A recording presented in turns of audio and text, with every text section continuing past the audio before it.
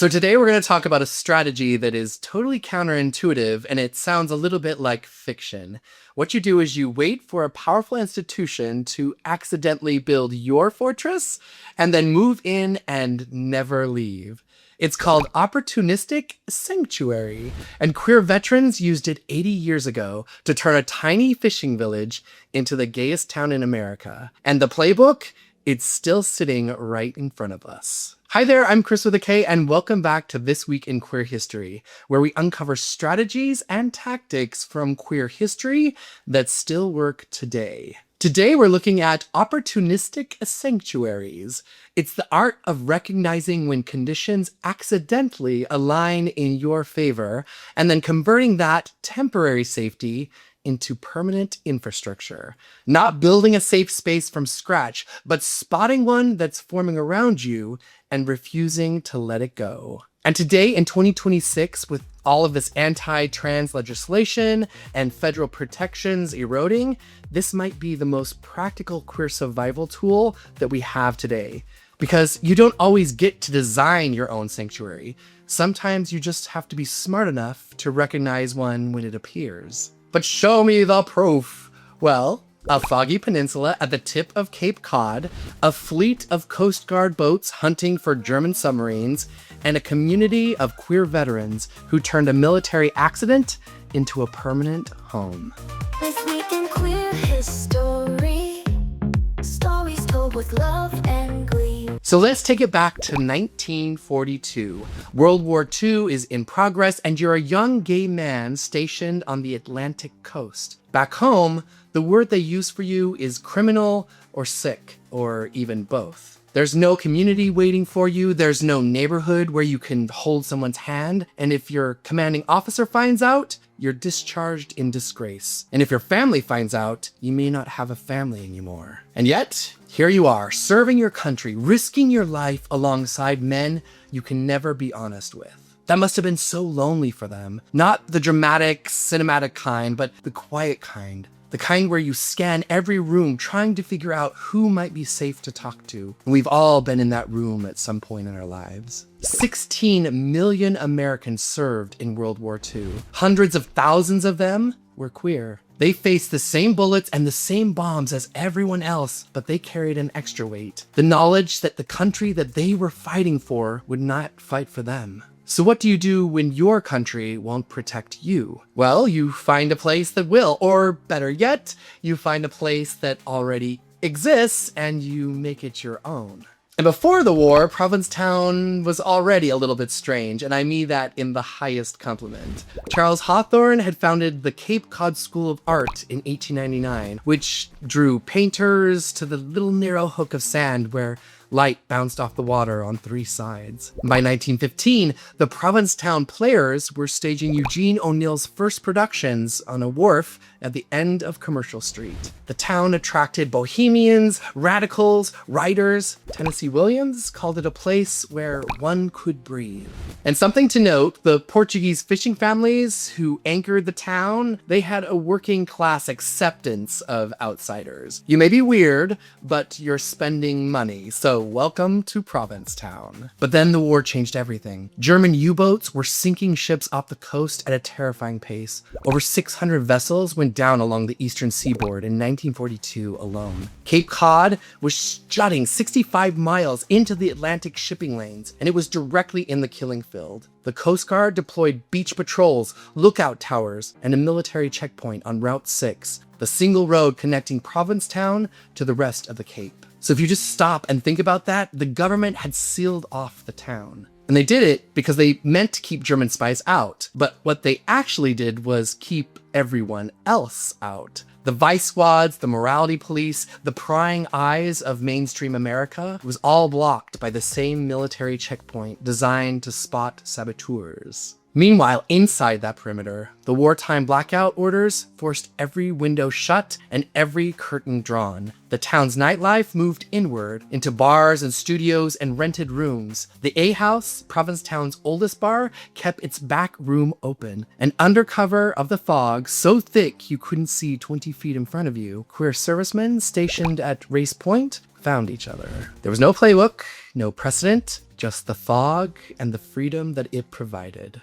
The war had disrupted social norms too. Gender roles were scrambled. Women were doing men's jobs. Young men faced death daily and reached for connection with a frankness that peacetime's slower rhythms might have suppressed. The normal rules were suspended, and in Provincetown, that suspension meant something specific. It was a space to be yourself. And here's where the strategy really kicks in. The war ended in 1945. The patrols stopped. The checkpoints came down. And the queer servicemen who tasted freedom in P-Town faced a choice. Go home, marry, conform, and fit yourself into a nice little box. Or go back to Provincetown. What did they do?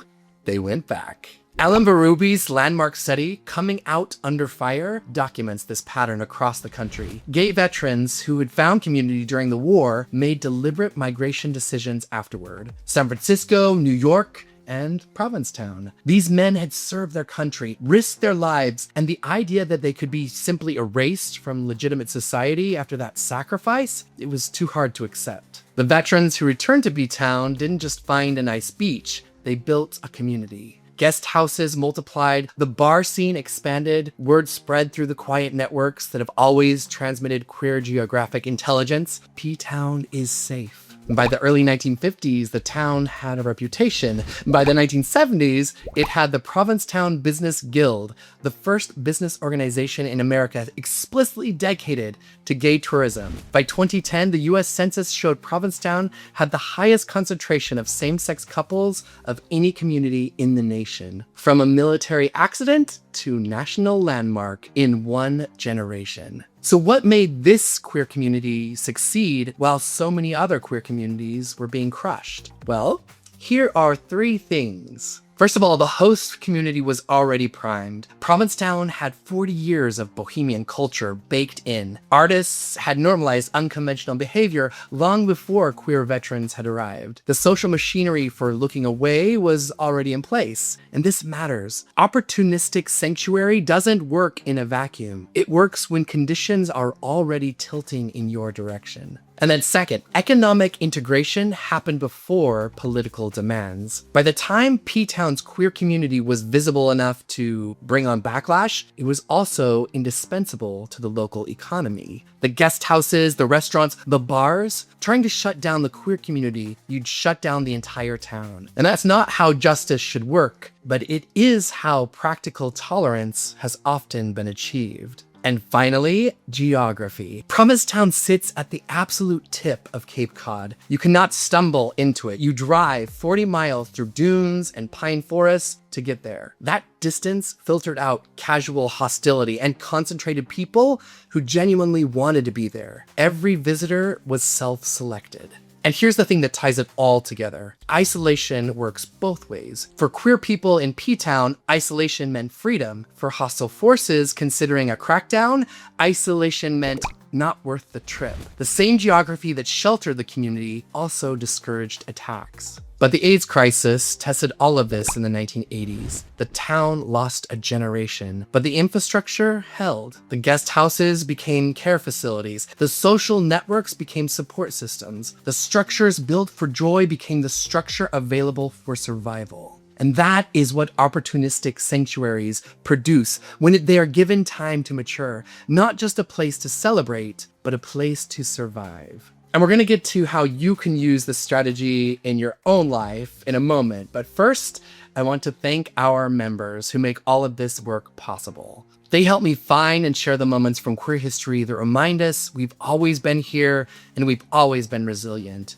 And if you want to be a part of that, check the link in the description. And if money is tight, I totally understand, but subscribing and leaving a positive review or comment helps us reach more people. Most of all, thank you for being here. So let's get into why this strategy or this technique is something that we can use today. I ended up in West Hollywood, and not by accident. I had always heard whisperings of it being a place that was gay mecca, a place where you could feel and be who you wanted to be.